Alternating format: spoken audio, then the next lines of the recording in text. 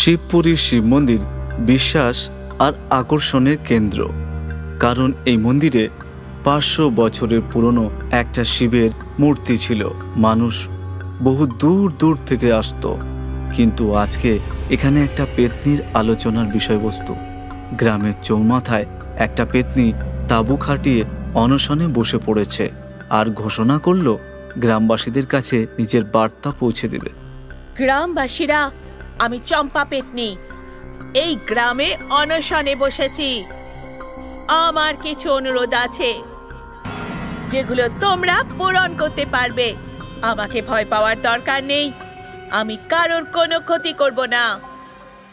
যতক্ষণ আমার সমস্যার সমাধান না হবে আমার অনশন শেষ হবে না। গ্রামের লোক পেতনির কথা শুনে প্রধান রাম সেবকের সাথে দেখা করলো আর সেখানে বলল সবাই পেতনির কাছে এলো।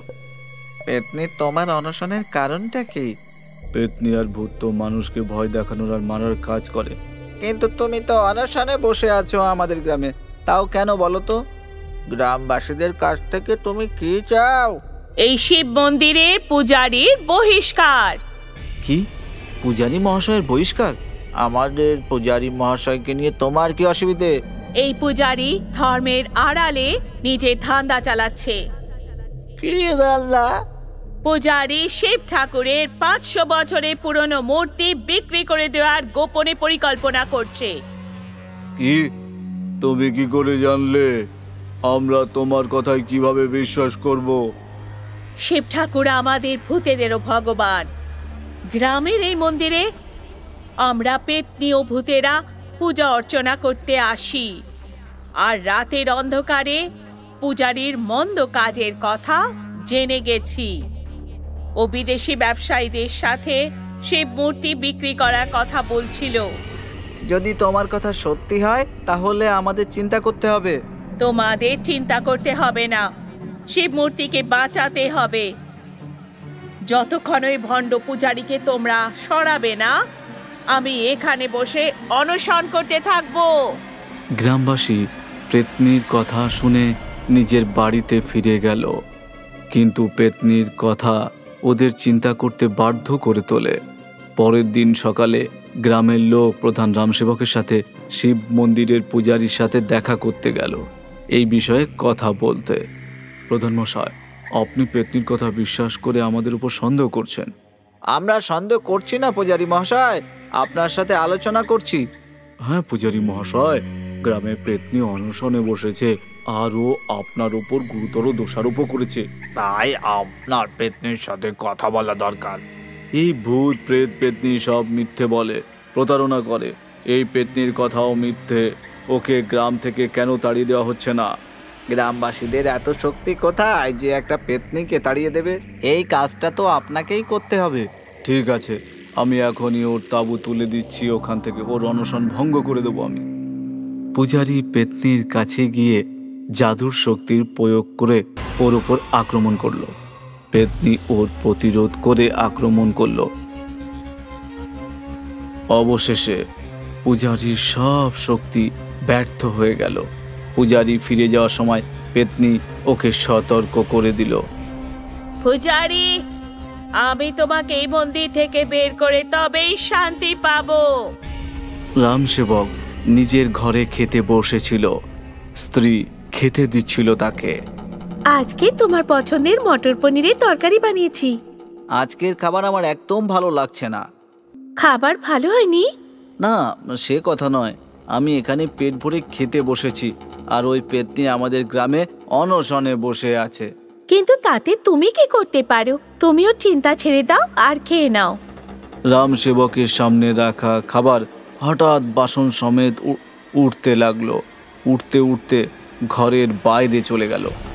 আরে, আমার খাবার উড়ে কোথায় চলে যাচ্ছে? এটা আবার কেমন জাদু? রামসেবক খাবারের পেছনে ছুটছিল।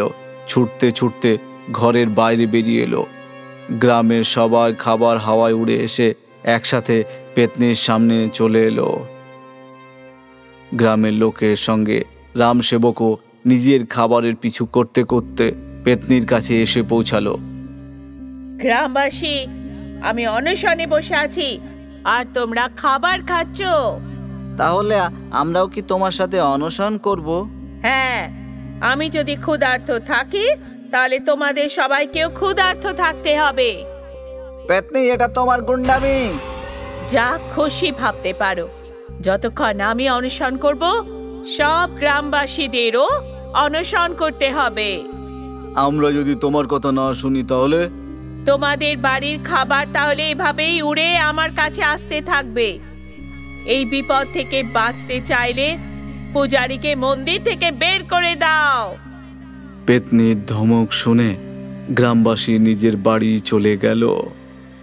পেতনির অনশনের আজকে দ্বিতীয় দিন হয়ে গেল। গ্রামবাসীও দুদিন ধরে ক্ষুধার্ত।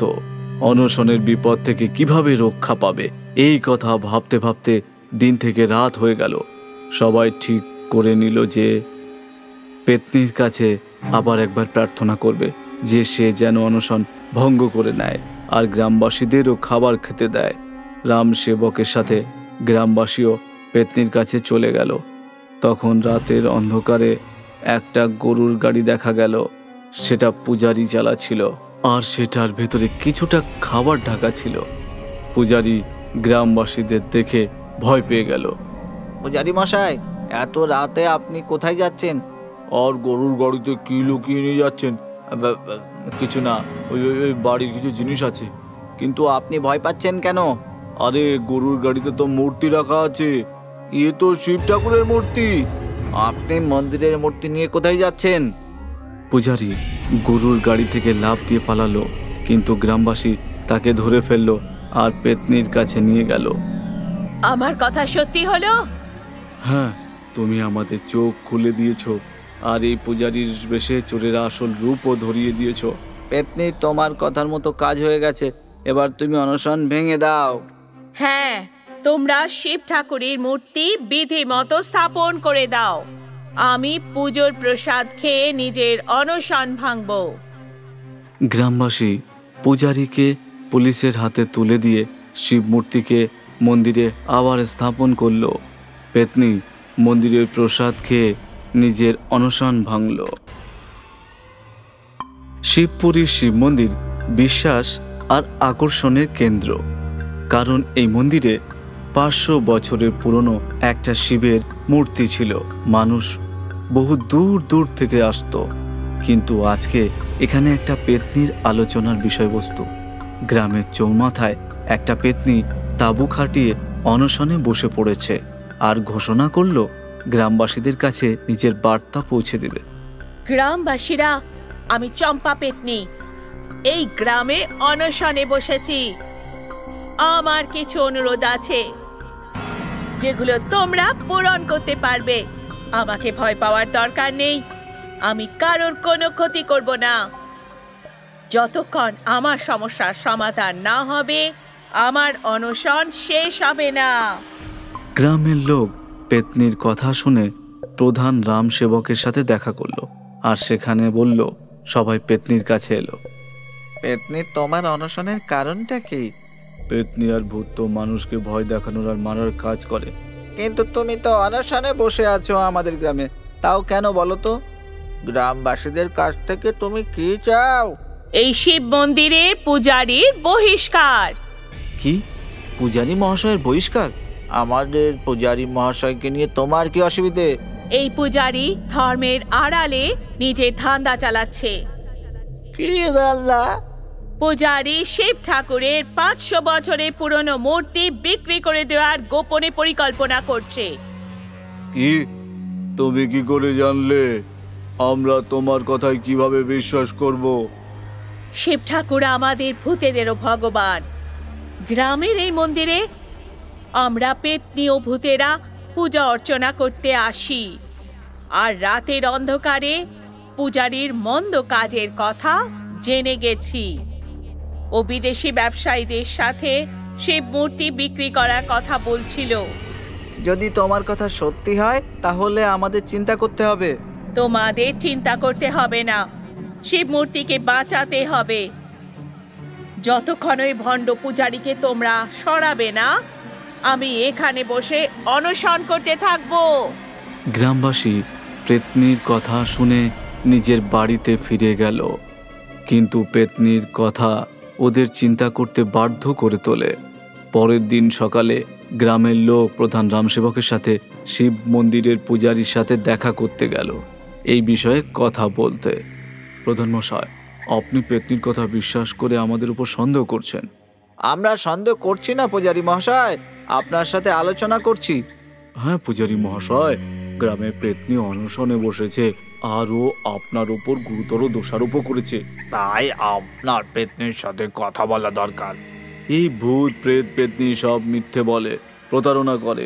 এই পেত্নীর কথাও মিথ্যে। ওকে গ্রাম থেকে কেন তাড়িয়ে দেওয়া হচ্ছে না?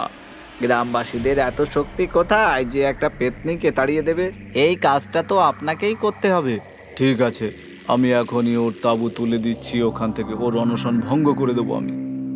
পূজারী পেত্নীর কাছে গিয়ে জাদুর শক্তির প্রয়োগ করে ওর উপর আক্রমণ করলো। পেত্নী ওর প্রতিরোধ করে আক্রমণ করলো। অবশেষে পূজারীর সব শক্তি ব্যর্থ হয়ে গেল। পূজারী ফিরে যাওয়ার সময় পেত্নী ওকে সতর্ক করে দিল। পূজারি, আমি তোমাকে এই মন্দির থেকে বের করে তবেই শান্তি পাবো। রামসেবক নিজের ঘরে খেতে বসেছিল, স্ত্রী খেতে দিচ্ছিল তাকে। আজকে তোমার পছন্দের মটর পনিরের তরকারি বানিয়েছি।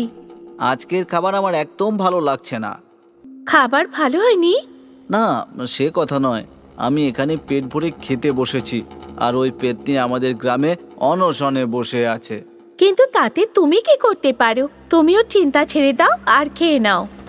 রামসেবকের সামনে রাখা খাবার হঠাৎ বাসন সমেত উঠতে লাগলো।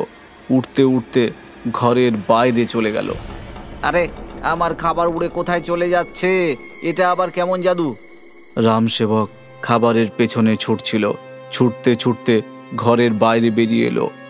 গ্রামের সবার খাবার হাওয়ায় উড়ে এসে একসাথে পেত্নীর সামনে চলে এলো। গ্রামের লোকের সঙ্গে রামসেবকও নিজের খাবারের পিছু করতে করতে পেত্নীর কাছে এসে পৌঁছালো। গ্রামবাসী, আমি অনশনে বসে আছি আর তোমরা খাবার খাচ্ছ। তাহলে আমরাও কি তোমার সাথে অনশন করব? হ্যাঁ, আমি যদি ক্ষুধার্ত থাকি তাহলে তোমাদের সবাইকেও ক্ষুধার্ত থাকতে হবে। পেত্নী, এটা তোমার গুন্ডামি। যা খুশি ভাবতে পারো। যতক্ষণ আমি অনশন করব, সব গ্রামবাসীদেরও অনশন করতে হবে। আমরা যদি তোমার কথা না শুনি তাহলে? তোমাদের বাড়ির খাবার তাহলে এভাবেই উড়ে আমার কাছে আসতে থাকবে। এই বিপদ থেকে বাঁচতে চাইলে পূজারীকে মন্দির থেকে বের করে দাও।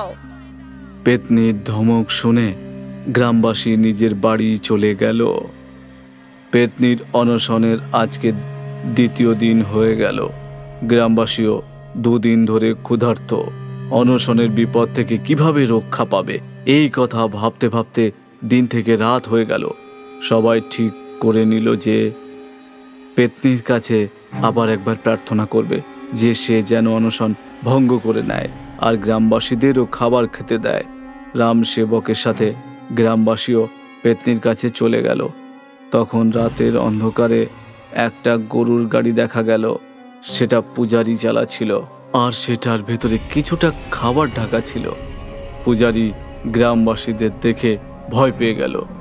পূজারী মশাই, এত রাতে আপনি কোথায় যাচ্ছেন? আর গরুর গাড়িতে কি লুকিয়ে নিয়ে যাচ্ছেন? কিছু না, ওই বাড়ির কিছু জিনিস আছে। কিন্তু আপনি ভয় পাচ্ছেন কেন? আরে, গরুর গাড়িতে তো মূর্তি রাখা আছে। এ তো শিব ঠাকুরের মূর্তি। আপনি মন্দিরের মূর্তি নিয়ে কোথায় যাচ্ছেন? পূজারী গরুর গাড়ি থেকে লাফ দিয়ে পালালো, কিন্তু গ্রামবাসী তাকে ধরে ফেললো আর পেত্নীর কাছে নিয়ে গেল। আমার কথা সত্যি হলো? হ্যাঁ, তুমি আমাদের চোখ খুলে দিয়েছো আর এই পূজারীর বেশে চোরের আসল রূপও ধরিয়ে দিয়েছো। পেত্নী, তোমার কথার মতো কাজ হয়ে গেছে। এবার তুমি অনশন ভেঙে দাও। হ্যাঁ, তোমরা শিব ঠাকুরের মূর্তি বিধি মতো স্থাপন করে দাও। আমি পুজোর প্রসাদ খেয়ে নিজের অনশন ভাঙব। গ্রামবাসী পূজারীকে পুলিশের হাতে তুলে দিয়ে শিব মূর্তিকে মন্দিরে আবার স্থাপন করলো। পেত্নী মন্দিরের প্রসাদ খেয়ে নিজের অনশন ভাঙল।